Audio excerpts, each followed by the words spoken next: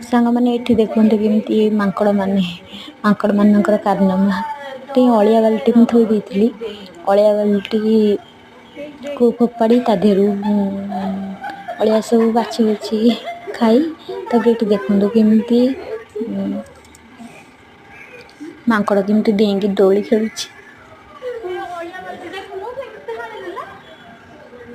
ମା ଆଇଡ଼ିରେ ପଠେଇବ।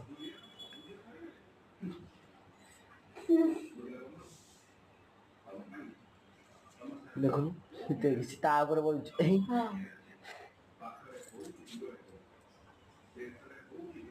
ସେଇଟା ଖାଲି ଡେଉଛି ସେଠି ସେ ବାହାରେ।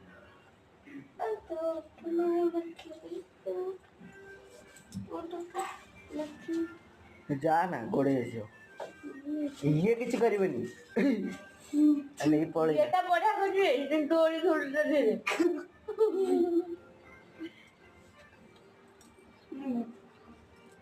ଏଇଠି ଜରି ଖୋଜୁଥିଲି।